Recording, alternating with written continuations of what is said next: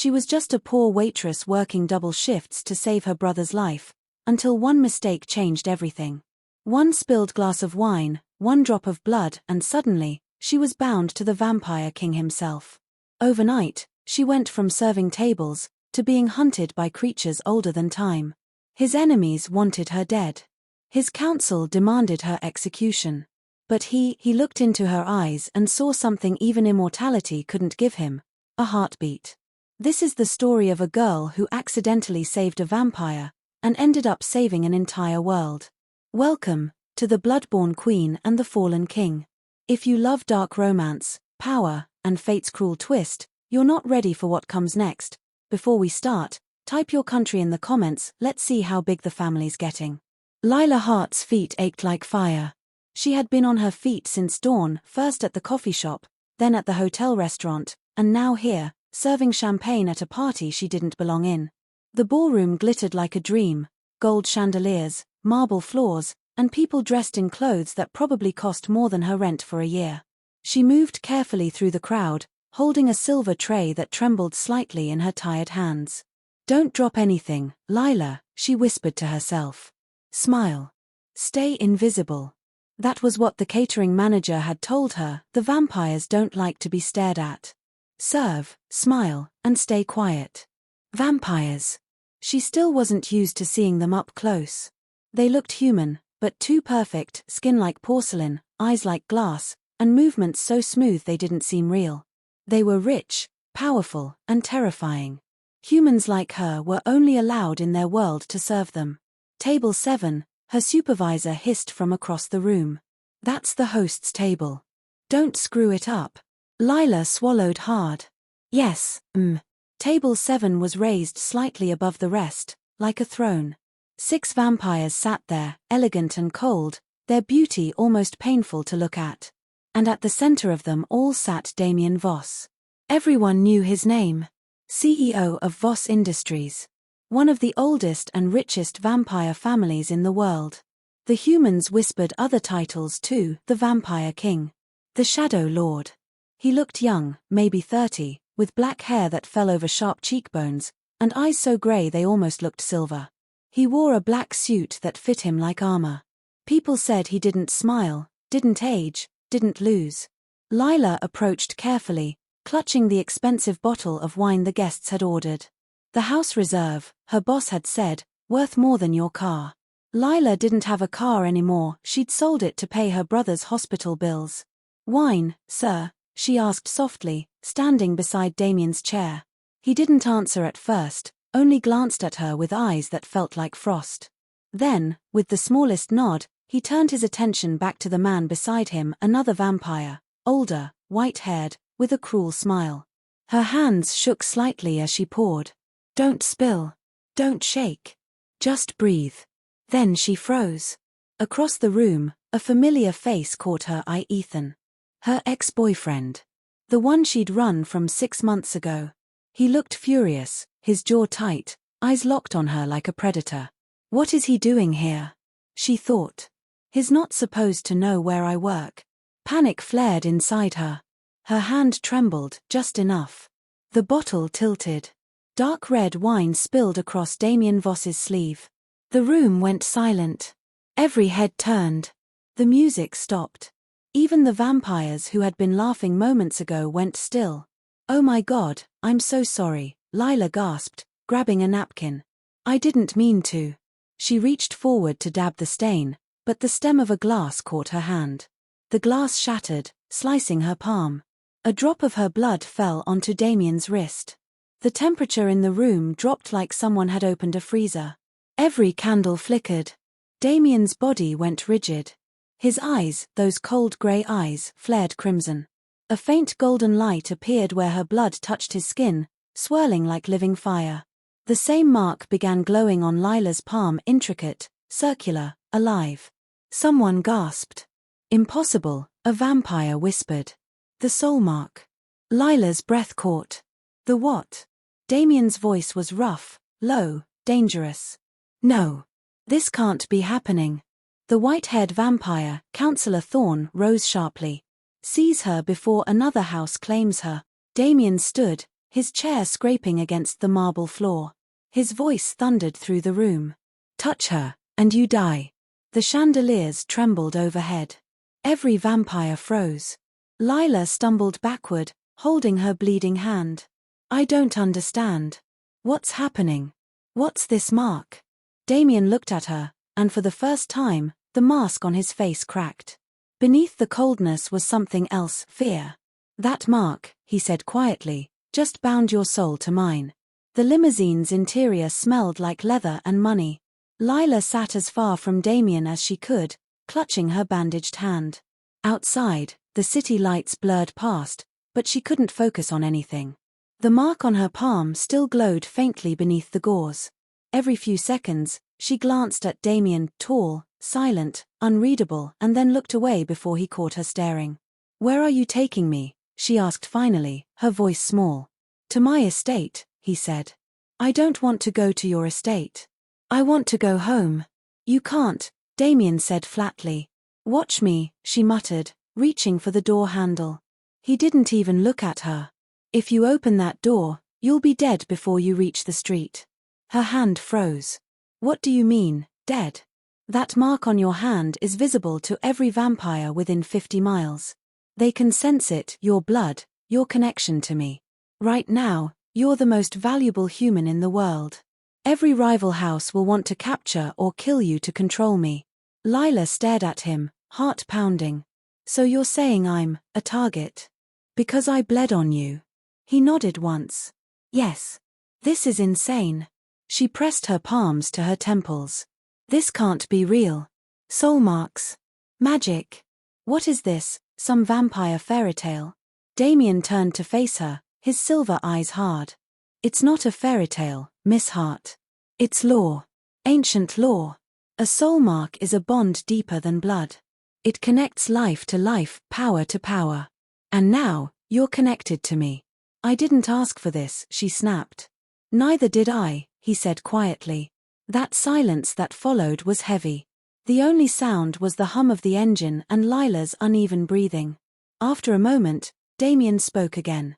"You're under my protection now. That means no one can harm you without facing me." She gave a shaky laugh. "Oh great. So I'm safe in my kidnapper's car. What a relief." Damien's lips twitched, almost like a smirk. "You're not a prisoner. You're a complication. That's supposed to make me feel better." "No. It's supposed to make you understand why I can't let you go." They drove in silence for several minutes. Then the limousine turned through massive black gates guarded by armed sentinels. A sprawling Gothic mansion appeared, towers, dark stone walls, glowing lanterns. The kind of place that looked beautiful and terrifying at once. "Welcome to Voss Manor," Damien said as the car stopped. He stepped out first and offered her his hand. She didn't take it. "What if I run?" He met her eyes. "You'll die before you make it to the fence. There are worse things than me out there, Lila." The way he said her name made her heart flutter in a way she didn't want to admit. She followed him inside. The interior was breathtaking, black marble floors, gold chandeliers, portraits older than countries. But everything felt empty. Too perfect. Too cold. "Do you live here alone?" she asked softly. He glanced at her. "Alone enough." That didn't really answer the question. A woman appeared from a side hallway, tall, elegant, with hair like liquid silver. Her eyes flicked to Lila, and her mouth curled into a sneer. "So this is the human," she said. "The one who ruined everything?" "Lady Ilara," Damien said sharply. "Enough. She's weak," Ilara hissed. "Do you have any idea what the council will say when they learn you've bonded with a waitress?" Lila bristled. "I'm standing right here." Ilara ignored her, addressing Damien. "Break the bond before it spreads. You know what this means. Every house will come for her, for you." Damien's expression didn't change. "Then let them come. You'd defy the council? For her?" He looked at Lila for a long moment. "For the mark," he said quietly. But his eyes said something else. Ilara's gaze darkened. "You'll regret this." When she was gone, Lila finally asked, "Who was that?" "My second. And my biggest problem." "Sounds like she hates me." She hates anything she can't control, he replied. He led her up a grand staircase to a large bedroom. The room was luxurious, velvet curtains, a huge bed, a fire burning softly, but the heavy lock on the outside of the door made Lila's chest tighten. "Wait," she said, turning to him. "You're locking me in. For your protection. It feels like a prison." He paused at the door. "A pretty cage is still a cage." "I know." Then he met her eyes, voice softer. "But I promise, Lila. No one will hurt you while you're under my roof." "And what about you?" she asked quietly. "Should I be afraid of you?" Damien's lips parted like he wanted to say something, then he simply said, "Yes," and closed the door behind him. Hours passed. Lila couldn't sleep. Every time she looked at her palm, the golden mark pulsed faintly, like a heartbeat. When she touched it, warmth spread up her arm and somewhere, she swore she felt another heartbeat responding. She didn't know that in the room below, Damien sat in silence, his own mark glowing the same way, his eyes shadowed with a mixture of rage and wonder. He whispered to himself, of all the souls in the world, why hers? Lila woke to the sound of voices outside her door. It took her a moment to remember where she was. The velvet sheets, the heavy curtains, the faint smell of smoke and old books, this wasn't home. This was Voss Manor. Damien Voss's home. The mark on her hand pulsed faintly as if it had a heartbeat of its own. Each throb reminded her of the moment everything changed, the spilled wine, the blood, the glow, the way his eyes had burned red like fire. She sat up, her heart pounding. Through the thick oak door, she heard sharp, low voices arguing. "She's a threat to the entire house," a woman hissed. It was Ilara. "The council already knows. If the other houses sense weakness, they'll attack. Damien, you can't protect her forever." "I don't need forever," Damien's voice came, calm but edged like a blade. "I just need long enough to figure out what the hell this bond means." Ilara's reply was colder. "It means you're chained. To her. To a human. And now every vampire who's ever wanted your throne knows exactly where to strike." The conversation stopped. Then footsteps fading away. A key turned in the lock. Damien entered. His face was as unreadable as ever, but his eyes were softer than she remembered. He carried a tray, bread, fruit, and a steaming cup of tea. "You're awake," he said. Lila crossed her arms. "It's hard to sleep when I'm a prisoner." "You're protected," he corrected, setting the tray down. "Protected," she scoffed. "You locked me in a room with no phone, no window that opens, and guards outside the door. That's not protection. That's kidnapping." Damien met her glare calmly. "If you step outside this room without my permission, every vampire within miles will sense you. They'll smell your blood, feel the mark, and come for you. The ones who want power will use you to destroy me. The ones who want revenge will kill you just to watch me bleed." His words sent a chill through her, but she refused to let him see her fear. "Then maybe you should have let me die at that party." He didn't flinch. "Don't say that." "Why not?" "It's true. My life was bad enough before all this. Now I'm some kind of vampire magnet." Damien sighed and sat in the chair by the fireplace. "Do you think I asked for this bond? For centuries, I've kept my distance from mortals, from everyone. Then one drop of your blood changes everything." Lila stared at him. "You're angry at me for bleeding?" His lips twitched, almost a smile. "No. I'm angry at fate." For a while, neither spoke. The fire crackled softly. Finally, Lila asked, "What happens now?" "You stay here," he said. "You eat, you rest, you stay out of sight. I'll handle the council. And if I don't?" He looked up at her then, eyes glowing faintly silver. "You'll die. The bond won't protect you from everything, Lila. Especially from yourself." Something in his tone made her shiver. Not fear exactly, something else. Something she couldn't name. That night, she wandered the room restlessly. It was beautiful, carved wood furniture, silk curtains, paintings of people who looked too much like Damien to be coincidence. Yet everything felt lifeless, frozen in time. She found a mirror near the fireplace and stared at her reflection. Her eyes looked tired, scared. But when she lifted her palm, The faint gold mark glowed softly in the dim light. "What are you?" she whispered. The mark pulsed once, warm under her skin, and she thought she heard a heartbeat, not hers, somewhere deep in her chest. Downstairs, Damien stood in front of the Grand Council mirror, a black glass surface that shimmered with ghostly faces. 12 vampires stared back at him from across the world. "Explain yourself, Lord Voss," demanded an elder with crimson eyes. "A soul mark with a human? This threatens centuries of order." "I didn't choose it," Damien said. "Then dissolve it," another voice snapped. "Kill the girl before the mark matures." "I won't." The council erupted into overlapping shouts. Words like traitor and madness filled the air. When silence finally fell, Damien's voice was calm and final. "Touch her, and I'll burn every house to the ground." The faces in the mirror flickered, uncertain. But none of them challenged him again. When he turned away, Elara was standing in the doorway, her expression unreadable. "You're risking everything for her." "I'm not risking anything," Damien said quietly. "It's already gone." 3 days later, Lila stood by the window, staring at the gardens below.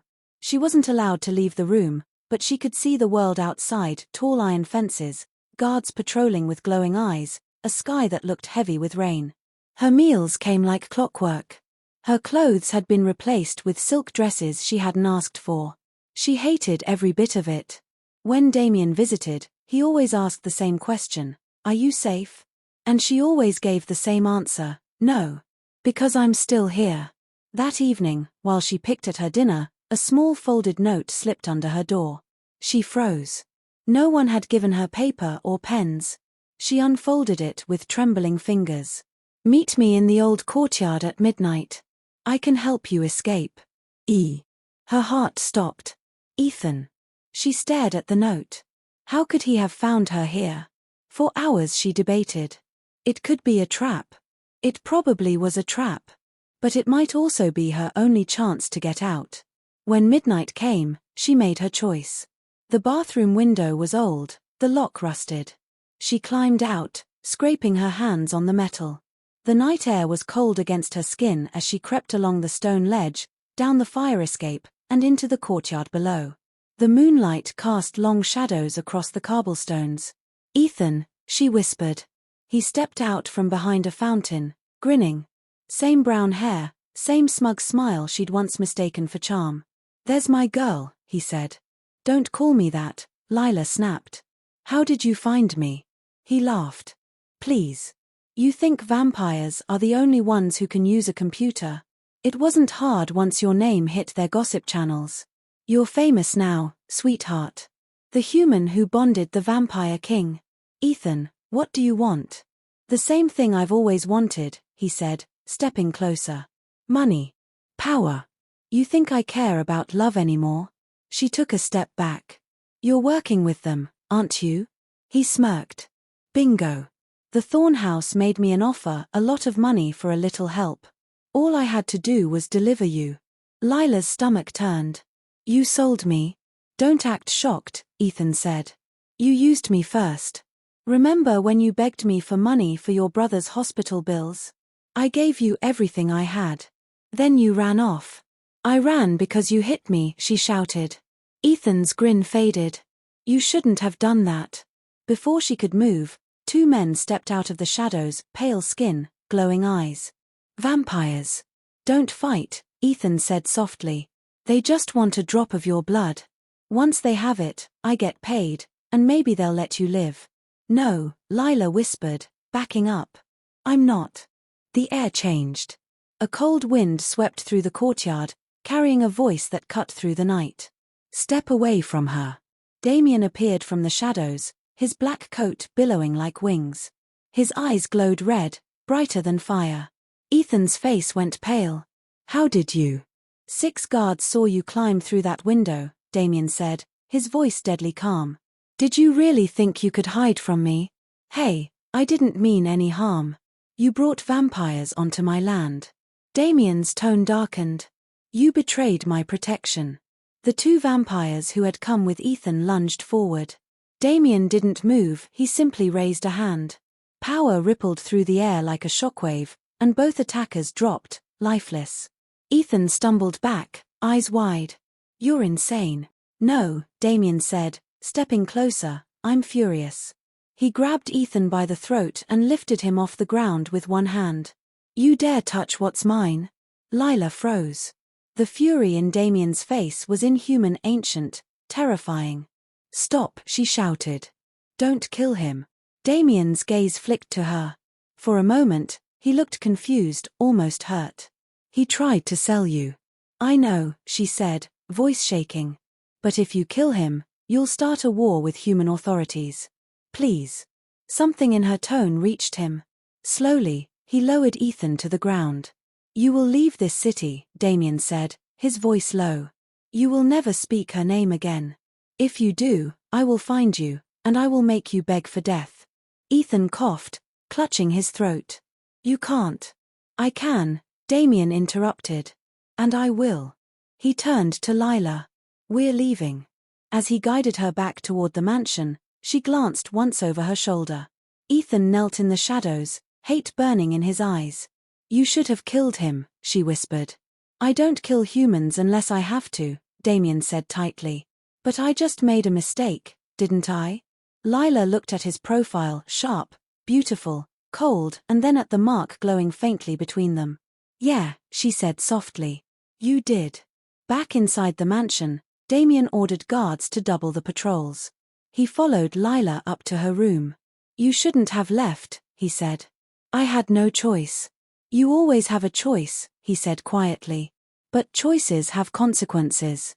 She folded her arms. "What's my consequence this time?" His eyes softened. "You'll stay in the East Wing. Closer to me." Her heartbeat stumbled. "Closer to you? So you can watch me more? So I can protect you better?" She sighed. "You're impossible." He gave a faint smile. "You'll thank me later." When he left, Lila sat by the window, staring at the gardens again. Everything looked calm, but her world was unraveling. She touched the golden mark on her palm. It pulsed once, and somewhere, in the room down the hall, Damien felt it too. He looked toward her door, a strange ache spreading through his chest. For centuries, he had ruled with no weakness. But now, for the first time, he realized she was the one thing he couldn't control.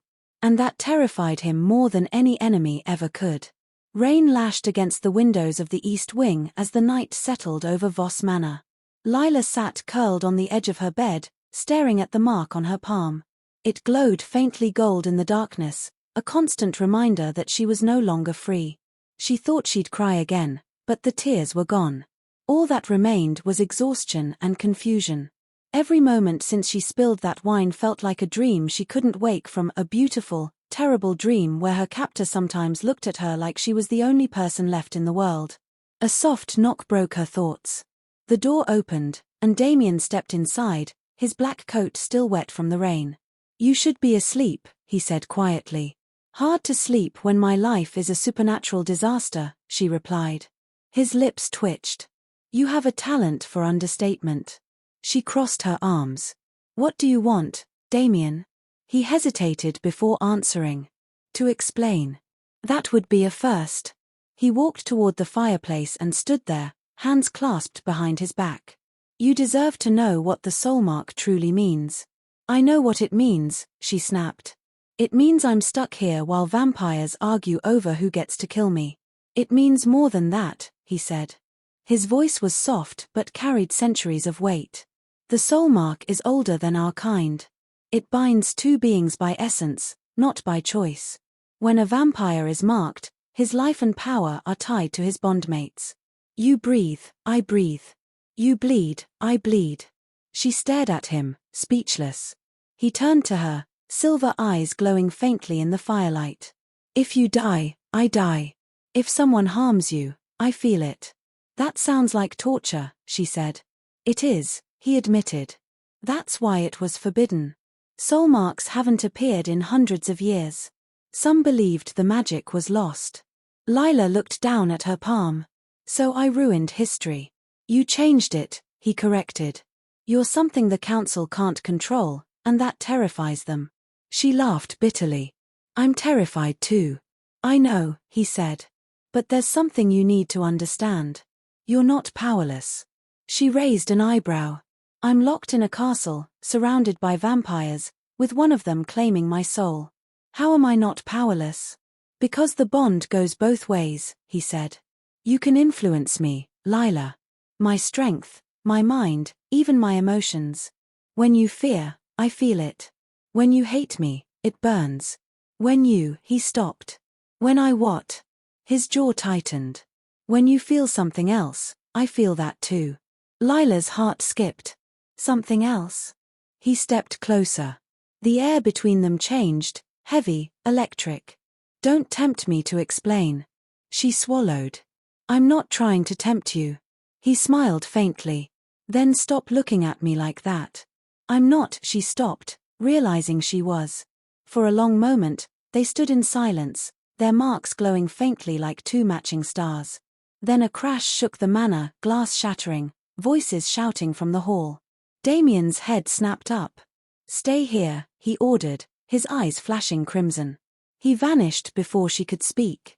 One moment he was there, the next, the space where he stood was empty. Lila's heart raced.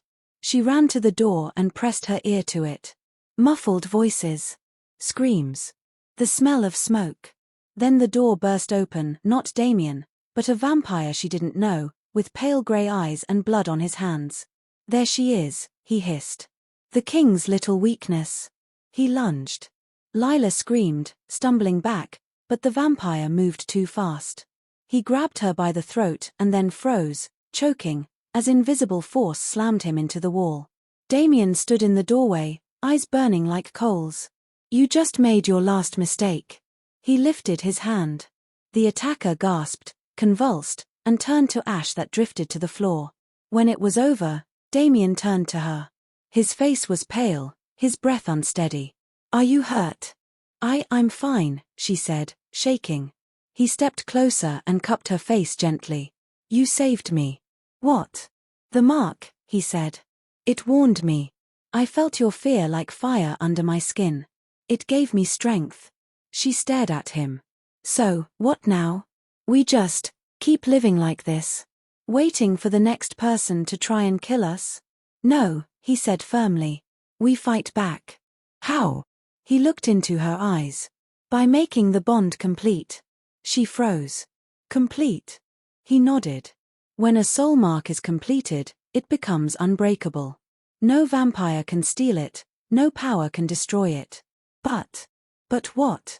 It means we'll be connected in every way, he said. Body, mind, soul. Her heart pounded. Like married? He almost smiled. More binding than marriage. Eternal. She shook her head. No. I'm not agreeing to some vampire ritual just because it's convenient for you. Damien's voice softened. It's not for me. It's for you. If you're unclaimed, they'll keep coming. But if the bond is sealed, you'll be protected under vampire law. And if I say no? He met her gaze. Then I keep fighting until there's nothing left of me. Lila looked away. You don't even know me. He stepped back, his expression unreadable. Maybe not. But the bond does. And it chose you.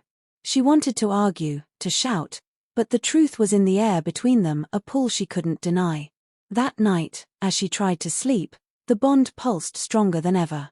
Every time she closed her eyes, she felt his heartbeat echo through her veins. Somewhere down the hall, Damien sat alone, staring at the mark on his wrist. He whispered to the empty room, "You're the one thing I can't destroy, Lila Hart. And that terrifies me." The next evening, Damien's study filled with voices and tension. The Vampire Council had arrived. 12 lords and ladies, each older than nations, stood in a semicircle of judgment. Lila sat at the far end of the room beside Luca, Damien's loyal second. She felt small under their cold gazes. Lady Alara stood at the front, dressed in deep crimson, her beauty sharp as glass. "You've caused enough chaos, Damien," she said. "The council demands resolution. Either you claim the human or you destroy her." Lila's stomach twisted. "Destroy?" Alara smiled sweetly. "It's tradition, dear. A bond between species is an abomination. Surely even you understand that." Enough, Damien said, his tone colder than ice. You will not speak to her. Counselor Thorne, tall and white-haired, stepped forward. You defy vampire law, Lord Voss. The houses are in uproar. The bond must end. The longer it exists, the weaker you become. I am not weak, Damien said, eyes flashing red. Thorne sneered. Then prove it. Kill her. The words hung heavy in the air. Lila's hands trembled. She looked at Damien, waiting for him to say something, anything. Instead, he stood silent for a long moment. Then his voice came, quiet but firm. No. Gasps rippled through the room. Ilara laughed, sharp and cruel. So that's it. You're throwing away your empire for a human waitress? Lila flinched at the word waitress. It sounded small, meaningless, but Damien didn't waver. She's not just a human, he said. She's marked by the same magic that built our world. You call it weakness. I call it destiny. Destiny? Thorne snapped. Don't romanticize your mistake. Lila rose suddenly, her voice shaking. Maybe it wasn't a mistake. All eyes turned to her. Her legs trembled, but she didn't sit down. I didn't ask for this, and neither did he. But it happened. Maybe there's a reason. Maybe your laws are wrong. Ilara's lips curled. How dare you speak of our laws? Because your laws treat humans like dirt, Lila shot back. Like we don't matter. But if a bond like this can exist, maybe it means we do. For a moment, no one spoke. Then Thorne's voice cut through the silence. Enough. We'll settle this the old way. A council vote. But understand, Lord Voss, if you refuse to dissolve the bond, the houses will move against you. Damien's voice was calm but deadly. Let them. The council erupted again, shouting, threats, panic. Through it all, Damien didn't move. When the meeting finally ended, the elders stormed out, leaving only Damien, Lila, Luca, and Ilara. Ilara turned to Damien. You're a fool. They'll destroy you for her. Then let them try, he said. She stepped close, eyes glinting with fury. You think this is love? It's weakness. She'll die long before you do, and you'll spend eternity remembering her corpse. Damien's jaw clenched. Better that than an eternity with someone I don't feel. Ilara's face twisted. You'll regret this. She stormed out. When she was gone, the silence in the room felt like thunder. Luca exhaled. They'll call for war, Damien. I know. Lila looked at him. You're really willing to lose everything for this? For me. He turned to her, his expression unreadable. You're not the reason I'm doing this, Lila. You're the reminder. Reminder of what? He met her gaze. That even monsters have something worth saving. The words hit her harder than she expected. She whispered, so what happens now? Damien looked out the window. Beyond the glass, storm clouds gathered, and lightning lit the sky. Now, he said, we prepare for war. Lila's throat tightened. Against who? He turned back to her, eyes glowing faintly red. Against everyone who thinks we don't deserve to exist. That night, thunder echoed across the estate. Lila sat alone in her room, her heart heavy. The golden mark pulsed against her skin like a living thing. Downstairs, Damien stood in the rain on the balcony, his power rippling through the storm. The lightning reflected in his silver eyes as he whispered to the darkness. They want to destroy what we are. Let them come. I will protect her, even if it kills me. And somewhere inside the manor, Lila whispered to herself, what if it already has? The storm raged outside for 2 days, dark clouds rolling over the manor like an omen. Lila barely slept. The council's threats, Ilara's venom, and Damien's quiet defiance echoed in her mind until she thought she might lose her sanity. On the third morning, the rain stopped. A pale light filtered through her curtains, grey and cold, but it was enough to pull her from the bed. She found the library by accident while trying to escape her thoughts, a cavernous room of black shelves and golden lamps, lined with books older than civilization itself. She was tracing her fingers along the spines when a gentle voice said, "You're looking for answers." Lila turned.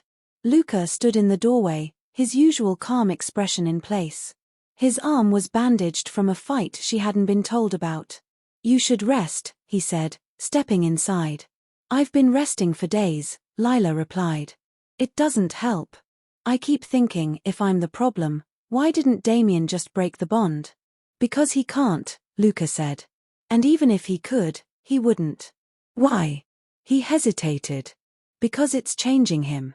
Lila frowned. "Changing him how?" Luca moved closer, lowering his voice. "You know what they used to call him, don't you? The Blood King. A ruler born in battle, forged by war.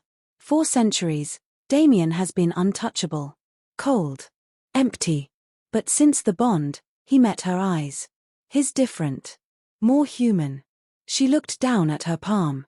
The mark pulsed faintly, warm against her skin. "And that's a bad thing?" "For him," Luca said. "It might be fatal." He turned toward a massive table stacked with ancient scrolls. "Come here. You should see this." Lila joined him. The parchment on the table was old enough to crumble at a touch. Painted symbols glowed faintly beneath the dust. "This is vampire prophecy," Luca explained. "Written when our kind first began.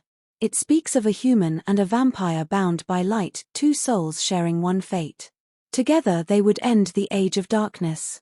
She blinked. "You're saying this is about us?" "I'm saying," Luca said carefully, "that the council believes it might be. The term used here," he pointed to the ancient text. "Bloodborne queen. A mortal who carries the spark to unite the races, or destroy them." Lila took a step back.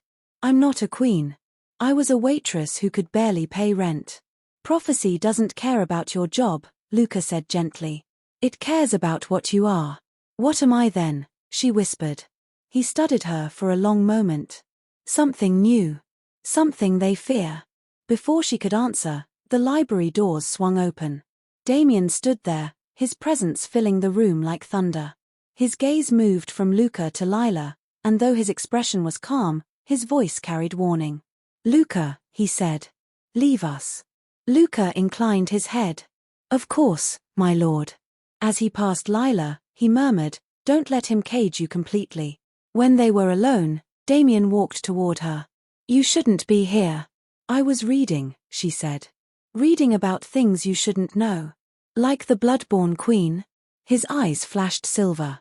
"Luca talks too much." "So it's true," she said. "There's a prophecy about us."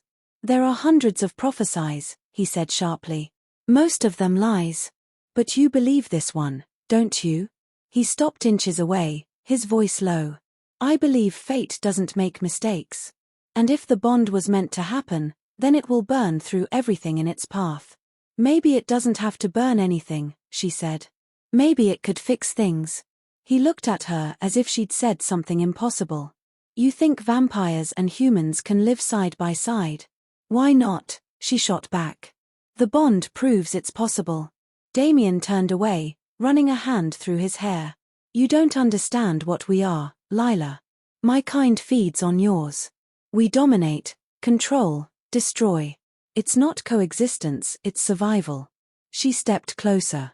"Then maybe it's time someone taught you how to live differently." Her words hung between them. Damien turned, and for a moment his face softened. "You sound like her." "Who?" "My mother," he said quietly. "She was human." Lila's eyes widened. "What?" "She died for it," he continued. "The houses called her an abomination. My father killed her to keep his throne. That was the night I stopped believing in redemption." Lila's heart ached. "I'm sorry." He gave a faint, bitter smile. "Don't be. Her blood runs in me. Maybe that's why fate chose you." Before she could respond, the doors burst open again. One of the guards stumbled in, blood on his collar. "My lord, the council's envoys are here. They demand to speak with you immediately." Damien's eyes darkened. "Of course they do." He turned to Lila.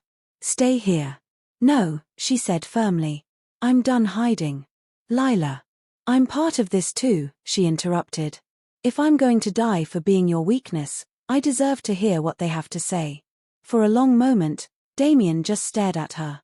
Then he nodded once. "So be it. The council envoys arrived before sunset, 5 vampires draped in ceremonial black, led by Councillor Thorn himself. They filled the great hall like shadows, their eyes gleaming with ancient hunger. "Lord Voss," Thorn said coldly, "we come bearing the council's final warning." Lila stood beside Damien, trying to keep her hands from shaking. Thorn's gaze slid to her. "The human grows bold. You've forgotten your place." "Her place," Damien said, "is beside me." Thorn sneered. "Then you'll share her fate." He raised a sealed parchment. "The council has voted unanimously. If the bond is not dissolved within 3 nights, the houses will declare open war on the Voss line." Lila gasped. "War?" Damien didn't move. "If that's your decision, tell your masters to prepare for it."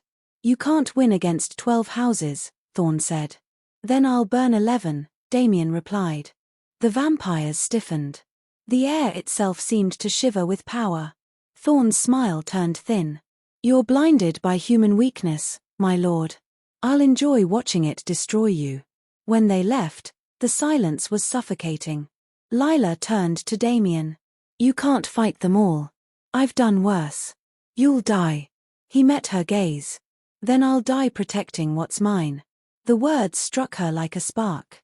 "I'm not yours," she whispered. He stepped closer, his voice rough. "Then tell me why the thought of losing me terrifies you." She opened her mouth to deny it, but the mark on her hand flared with light, betraying her. Damien looked down at it, then back at her. "That's what I thought." Before she could respond, he turned and strode from the hall, the echo of his footsteps like thunder in her chest. That night, Lila dreamed again, this time of fire and blood. She saw herself standing on a battlefield, dressed in black and gold, with Damien beside her. A crown of light burned on her head, and thousands of vampires knelt at her feet. When she woke, the mark was glowing so bright it lit the room. And far away, in his own chambers, Damien woke at the same moment, his mark burning in answer. 2 nights later, the storm clouds cleared completely. The air was crisp, the moon full. The manor buzzed with activity. Servants, both human and vampire, hurried through the halls carrying decorations and crystal glasses. "The gala?" Lila asked when she found Luca adjusting his cuffs near the staircase. He smiled faintly. "The council insisted on it. A show of unity. Every house will be represented." "So it's a trap," she said flatly. "Most likely." She looked down at her simple black gown. "And I'm supposed to just stand there like some trophy?" "No," Luca said. "You're supposed to stand there like you belong." She tried to smile. Easier said than done. That evening, when Damien came to escort her, even she had to admit he looked like sin in a suit. His black tuxedo was perfectly cut, his silver eyes reflecting the chandelier light like liquid steel. "You look," he began, then stopped. "Like a mistake waiting to happen," she said wryly. His lips curved slightly. "Like trouble I'd choose twice." The ballroom was breathtaking, gold arches, crimson roses, chandeliers dripping with crystal.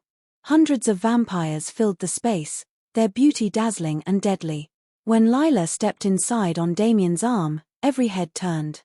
"Smile," he whispered. "Let them see you're not afraid." "I am afraid." "Then lie better." For the first hour, everything went smoothly. Damien greeted other lords with icy politeness while Lila stood beside him, nodding, pretending she belonged. The mark on her palm glowed faintly under her gloves, hidden but alive. Then Lady Ilara appeared. Her gown was blood red, her smile sharp enough to cut glass. "Lila, darling," she purred. "You look stunning." Lila forced a tight smile. "Thanks. You too." Like a knife dipped in perfume. Ilara's eyes glinted. "Witty. I see why he likes you." She leaned closer. "Come, I need a word." "Privately." "I don't think." "Don't worry," Ilara said sweetly. "I won't bite." Lila hesitated, but curiosity and foolish hope made her follow. They slipped out onto a secluded balcony bathed in moonlight. Ilara handed her a glass of champagne. "Human safe. I promise." Lila accepted it reluctantly. "What do you want?" "I want to help you," Ilara said. "You don't belong in this world, Lila." You never will. But I can give you a way out. A way out. Drink, Ilara urged softly. In a few minutes, Damien will rush you to his private physician. You'll tell him the code phrase Phoenix Rising. He'll know what to do. He can fake your death, get you out of the country, free you. Lila stared at the glass. Why would you help me? Ilara's expression softened. Because I've loved Damien for 2 centuries. And if you disappear, he'll finally be free. The logic twisted her stomach. Still, part of her wanted to believe it. To run, to breathe. She lifted the glass halfway to her lips, then a voice shouted from the doorway. Lila, don't. Luca burst onto the balcony, face pale. It's poison. Ilara's kind mask vanished. Too late. Lila's throat burned as the first swallow went down. Her fingers went numb. The glass shattered. She fell to her knees, gasping. What did you do? She croaked. Silver, Ilara said calmly. A beautiful poison. Agonizing to vampires, slower for humans, but fatal all the same. Luca lunged, but Ilara moved faster, striking him across the face and sending him crashing into the wall. You should never have come between me and destiny, she hissed. Lila collapsed, pain flooding her veins like fire. Damien, she whispered. Oh, he won't come, Ilara said. The council made sure of that. He's detained until this is over. Footsteps echoed from the shadows. A new voice joined them, one that made Lila's blood run colder than the poison. Hey, baby, said Ethan. Miss me? Lila's fading vision caught his grin. You. Surprised, he said. Ilara offered me 2 million to help kill you. I couldn't resist. You're a monster, she gasped. He crouched beside her, smiling. Takes one to know one. Her heartbeat slowed. The mark on her palm flickered weakly. Ilara turned to Ethan. Hold her steady. We'll make it quick. But before he could move, the air shifted, a wave of cold that stole their breath. Damien appeared in the doorway, eyes blazing red. Ilara froze. Impossible. Not impossible, he said. Unforgivable. He was across the balcony in a blink, ripping Ethan from Lila's side and hurling him into the wall. Then he turned to Ilara, power radiating off him in violent waves. You poisoned my soul bonded. She's ruining everything. Ilara screamed. She's human, Damien. She'll destroy you. No, he said, kneeling beside Lila. She's saving me. He pressed his hand to her chest. The mark on his wrist flared gold. Stay with me, he whispered. Please, Lila. Don't let go. The last thing she heard before darkness took her was his voice breaking. Don't die. Not you. And then the world vanished. Darkness swallowed everything. Lila drifted in and out of consciousness, her body heavy, her veins burning with liquid fire. Somewhere far away, she could hear voices, Damien's voice, rough with panic and fury. Hold her down. Bring the healer. Hands pressed on her shoulders, her neck, her wrist. She felt her pulse weakening. Each heartbeat came slower than the last. The world flickered like a dying flame. When her eyes opened again, she was lying on a bed surrounded by candlelight. Damien was there, his shirt soaked with blood that wasn't his. His eyes were wide, desperate. Lila, stay with me, he whispered. Don't you dare give up. I can't, she choked out. It hurts. I know, he said, his voice breaking. I know. The poison's spreading, but I can stop it. How? He hesitated. There's a ritual, forbidden, dangerous. It transfers life between bonded souls. But it will drain my immortality. Her eyes fluttered. You can't. Damien, if you... I'm not asking, he said sharply. You gave me back my heart. I'm giving you back your life. Before she could protest, he drew a dagger from his belt and sliced his palm. Black blood welled up, glowing faintly red in the candlelight. He pressed it to her lips. Drink, he ordered. She tried to turn away, but his hand was firm. The blood burned like lightning down her throat, filling her body with unbearable heat. The room spun. The candles flickered out. Then she screamed. A surge of light erupted from the mark on her palm, connecting to his. Power flooded the room, slamming the walls with waves of energy. Lila's back arched, and Damien gasped as if struck by lightning. His eyes flashed gold for the first time in centuries. The air shimmered with the sound of 1,000 whispers. Luca burst into the room, shouting, "Damien, stop. The ritual will kill you." "It's too late," Damien said through clenched teeth. "It's already begun." Lila's body trembled violently. The mark between them pulsed faster and faster until it was blinding. And then, silence. When the light faded, Damien collapsed to the floor. His once pale skin had lost its cold sheen. He looked human. His chest rose and fell shallowly, his breath slow but steady. Lila lay still, the glow in her veins fading to a soft gold. Her pulse steadied. The poison was gone. Luca knelt beside them both. "What have you done?" Damien looked up weakly. "I made her mine, and made myself mortal." Luca's voice cracked. "You gave up eternity." Damien smiled faintly. Eternity meant nothing without her. Hours passed before Lila stirred again. Her eyes opened slowly, the golden mark still faintly glowing on her hand. Damien sat beside her, looking exhausted but alive. "You shouldn't have done that," she whispered. He brushed a strand of hair from her face. "If I hadn't, you'd be gone. You could have died. I should have, centuries ago." Lila's throat tightened. "You gave up everything for me." He smiled faintly. "No. I gave it up for us." They sat in silence for a while, the bond between them humming softly. For the first time since she met him, Damien looked fragile, not like a vampire king, but like a man who had finally found peace. "I feel different," she said quietly. "Stronger." "You are," he said. "The ritual fused our souls completely. You have part of my essence now. It means your lifespan has extended. But it also means—" "What?"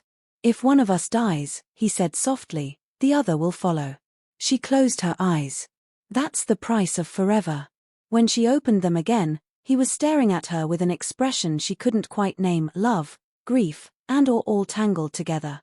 "Rest," he said. "Tomorrow, we face the world."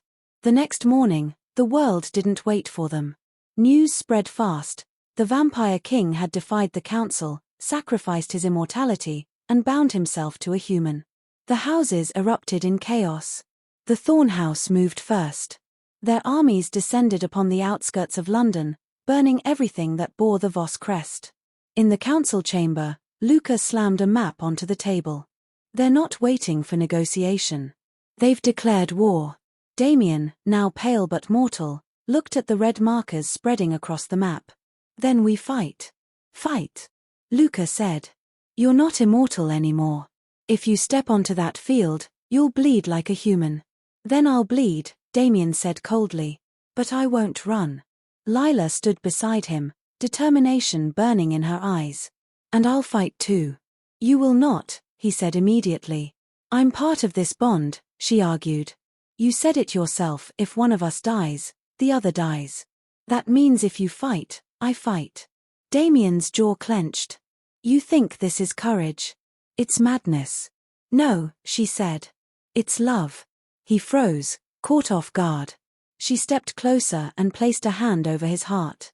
"You spent centuries protecting a world that never cared about you. Let me protect you now." He stared at her, then nodded slowly. "Then we fight together." The night the war began, the sky burned crimson. Voss Manor stood surrounded by enemy banners, the insignia of House Thorn glowing blood-red under the moon. The air crackled with tension. Lila stood on the balcony overlooking the courtyard. Below, hundreds of vampires in black armor prepared for battle, their eyes glowing with hunger and fear. She wore armor too, light leather fitted to her small frame, a dagger strapped to her thigh. The golden mark on her palm burned like fire. Damien joined her, dressed in black battle gear, his sword gleaming silver in the torchlight. He looked less like a king and more like a man who had nothing left to lose. "Are you ready?" he asked quietly. "No," she said honestly. "But I'll go anyway." He smiled faintly. "That's bravery." They stood side by side as the gates opened and the night filled with roars. The Thorn army charged first, waves of pale faces, eyes red with hunger. The clash was deafening. Swords met, fangs flashed, and the air reeked of blood and fire. Lila fought beside Damien, her every movement guided by instinct. Whenever he was struck, she felt it too, a sharp echo of pain in her own body. Yet with every wound, they seemed to grow stronger together. At one point, a thorn vampire lunged at Damien with a silver blade. Lila saw it before he did and threw herself in front of him, taking the cut across her arm. He caught her as she stumbled. "You're bleeding." "So are you," she said, pointing to his shoulder. They both laughed breathlessly, even as chaos raged around them. Hours passed. The courtyard turned into a graveyard of ashes. Damien's forces were skilled but vastly outnumbered. When the second wave hit, it brought something worse: Eldrick Thorn himself, tall, cruel, and ancient, wearing a crown of black iron. "Voss!" Eldrick shouted, his voice echoing across the battlefield. "You've fallen far. A king who bleeds for a human." Damien stepped forward, sword raised. "You've talked enough." They clashed in the center of the courtyard, blades sparking with each strike. The force of their blows shook the earth. Lila tried to reach them, but more thorn warriors surrounded her. She fought with everything she had, fueled by rage and fear. Across the field, Damien was losing ground. Eldrick was older, stronger. His blade slashed across Damien's side, drawing blood. "You're mortal now," Eldrick sneered. "Pathetic." Damien stumbled. Lila saw it, and without thinking, she ran. "Damien," she screamed, pushing through the crowd. Eldrick raised his sword for the killing blow, but Lila threw herself between them. The blade plunged through her chest. Damien's roar shook the heavens. The bond exploded with light, blinding everyone on the field. Lila collapsed in his arms, her blood glowing gold. "No," Damien whispered. "No, please." Her hand rose weakly, brushing his cheek. "It's okay," she said softly. "You'll live." He shook his head, tears streaming down his face. "Not without you." Her eyes fluttered shut. The golden mark faded. Damien screamed, a sound that wasn't human, filled with pain and fury. Power erupted from him like a storm. The ground cracked. The vampires around them disintegrated to dust. Eldrick stumbled back, terrified. "What are you?" "The end," Damien said. He raised his hand, and Eldrick's body exploded into ashes. When the light faded, silence fell over the battlefield. The Thorn army scattered. The war was over. But Damien didn't move. He knelt beside Lila's still body, his blood mixing with hers. "Come back," he whispered. "Please, come back." No answer. He pressed his forehead to hers. "Take everything I have left." The bond flared one last time, a burst of pure gold that lit up the night. When it faded, Lila gasped, her chest rising again. Her eyes opened slowly, glowing faintly with the same gold light. "Damien," she whispered. He laughed through his tears. "You came back." She touched his face. "You're human now. And you're something more," he said. "Half human, half vampire." Lila looked down at her hands, the mark was brighter, alive. "What does that make me?" He smiled faintly. "Queen." They stood together as the first light of dawn broke over the ruined courtyard. For the first time in centuries, Damien felt warmth on his skin, real sunlight, not death. He turned to her, awe in his eyes. "We made it." She smiled weakly. The bloodborne queen and her fallen king. He laughed softly, pulling her into his arms. "No," he said. The bloodborne queen and the man who finally learned how to love. As the sun rose higher, their shadows stretched across the battlefield, intertwined, a symbol of a new world born from blood, pain, and love that refused to die. The battlefield lay silent. Smoke drifted across the ruins of Voss Manor, where fire and ash painted the dawn in crimson. The once mighty vampire citadel had become a graveyard. Lila stood amid the wreckage, her body trembling, the golden mark on her palm burning like the sun. Her hair was soaked in blood and rain, her torn gown fluttering in the morning wind. She could feel the power coursing through her, strange, ancient, alive. Damien stood behind her, his once pale skin warm now, his heartbeat steady. He was mortal, fully, painfully human. The change had left him weaker, But his eyes, silver shot through with gold, burned with pride as he watched her. "It's over," he whispered. Lila turned to face him. "No," she said softly. "It's just beginning." He frowned. "What do you mean?" She looked toward the horizon, where the last of the Thorn army was retreating into the mist. "They'll regroup. The other houses will rise to avenge Eldrick. They won't stop until we're both dead." Damien stepped closer. "Then we'll make them listen." Her voice hardened. "No. I'll make them kneel." He stared at her. For a heartbeat, she didn't look human anymore. Her eyes glowed gold, her aura radiant and terrifying. "Lila," he said gently. "What's happening to you?" "I don't know," she whispered. "But I can feel them, every vampire still alive in this city. Their fear, their hate, their hunger. You're connected to them." She nodded slowly. "The ritual changed me. I'm part vampire now. Their instincts call to me." He took her hand, his touch grounding her. "Then hold on to who you are. Don't let the power twist you." She squeezed his hand back, but her voice shook. "It feels like it's already trying." Luca appeared then, his armor dented, his face streaked with blood. "The council remnants are regrouping," he reported. "They've called an emergency summit at the old cathedral." "Good," Lila said coldly. "Then they'll hear me speak." "Lila," Damien began. She turned to him. "I have to do this. I'm not just your bond anymore, Damien. I'm their future, or their nightmare. It's time they decided which." The old cathedral stood like a skeleton in the heart of London, its stone walls blackened by centuries of shadow. Candles burned along the aisles, and vampires filled the pews, whispering in fear and anger. At the altar stood the remaining council leaders, their robes dark, their faces drawn.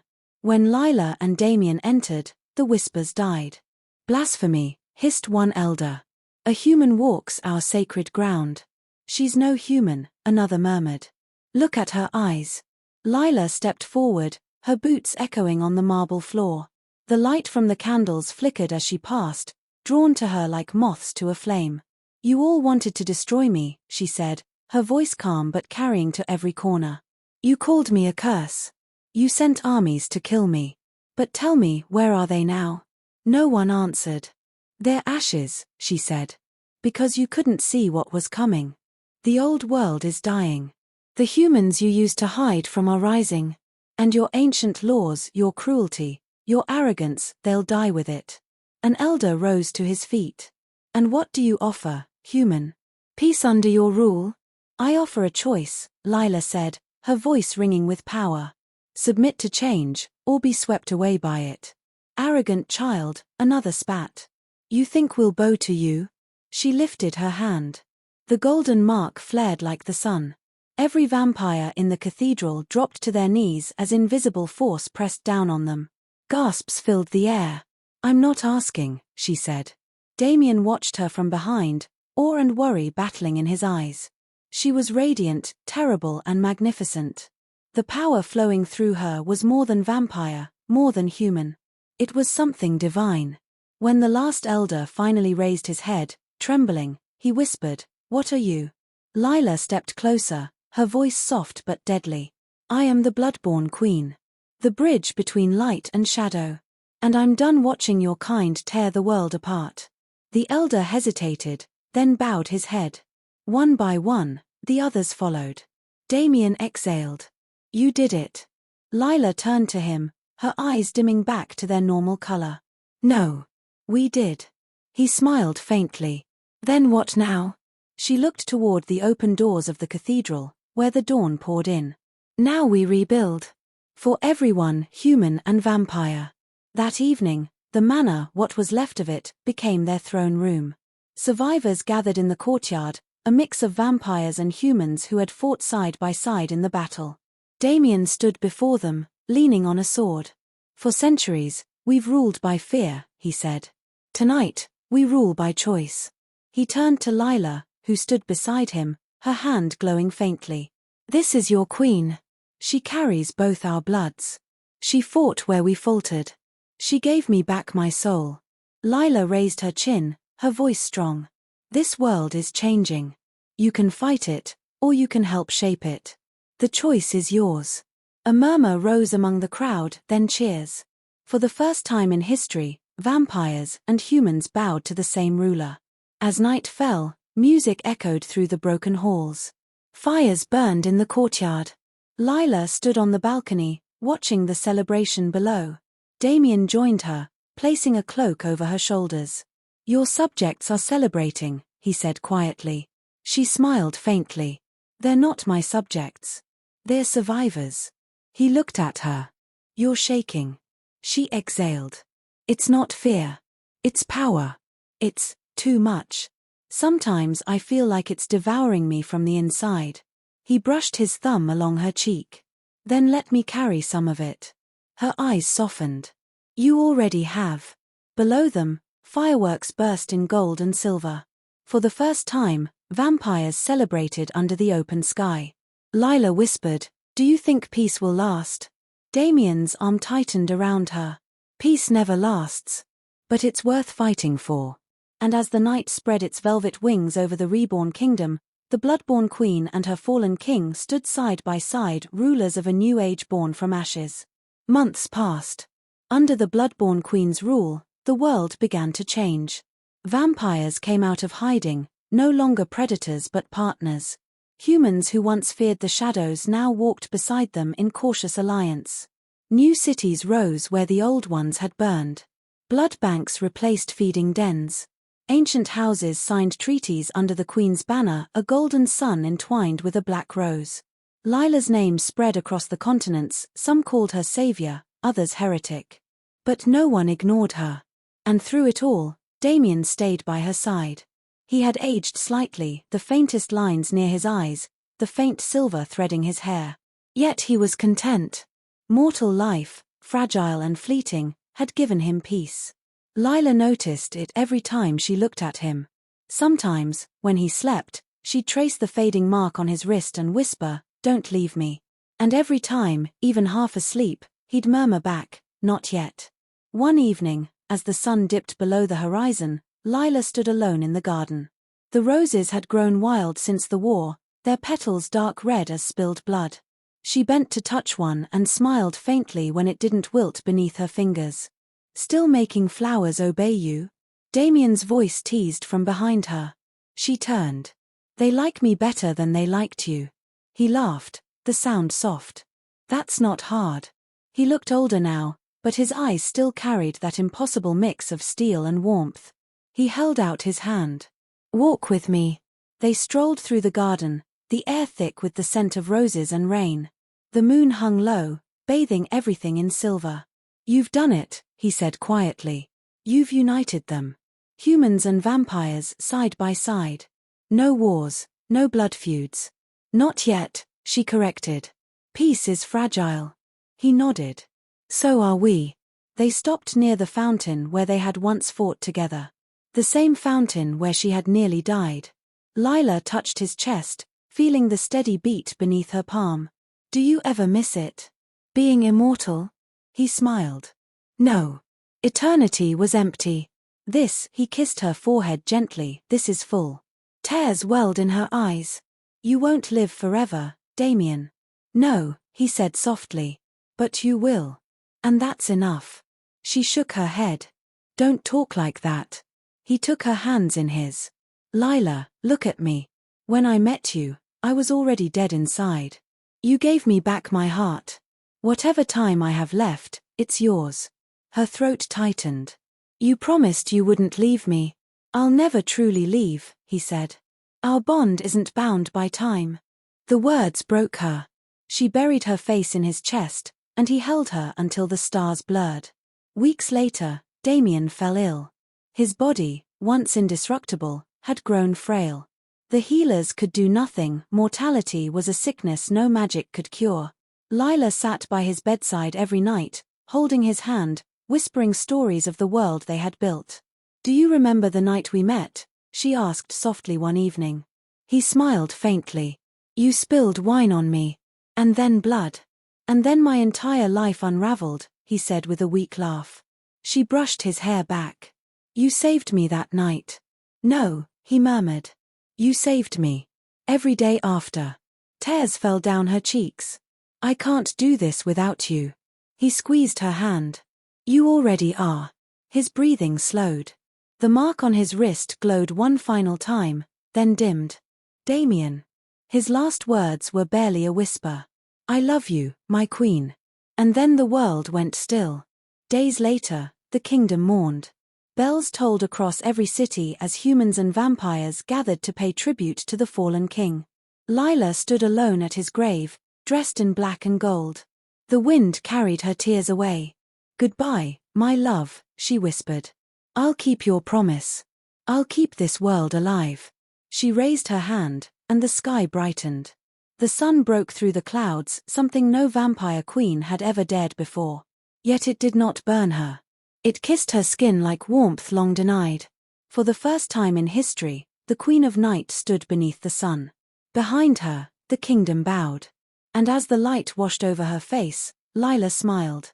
You were the monster they feared, she whispered to the wind. And I was the human who made you believe in light again. The wind stirred, carrying a whisper only she could hear, Damien's voice, faint but full of love. I'm still here. She closed her eyes and let the sun rise higher. The world would remember their story not of death and darkness, but of love that defied both. And thus ended the tale of the bloodborne queen and the fallen king, not with tragedy, but with a dawn that promised forever. And that was the story of the bloodborne queen and the fallen king, a love that defied death, destiny, and time itself. But tell me, do you think love this powerful is worth the price of forever? If this story gave you chills, don't forget to hit that like button, subscribe, and turn on the notification bell so you never miss the next dark, romantic tale waiting just beyond the shadows. Comment below, would you choose eternal love, even if it meant losing your soul? Until next time, my dark hearts, stay curious, stay haunted, and remember, every story has its price.